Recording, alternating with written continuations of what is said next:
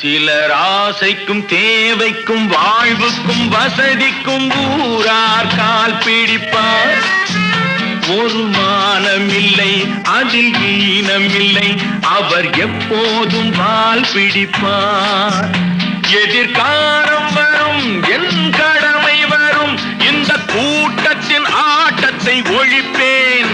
பொது நீதியிலே புது பாதையிலே வரும் நல்லோர் முகத்திலே விழிப்பேன். வரும் நல்லோர் முகத்திலே விழிப்பேன். நான்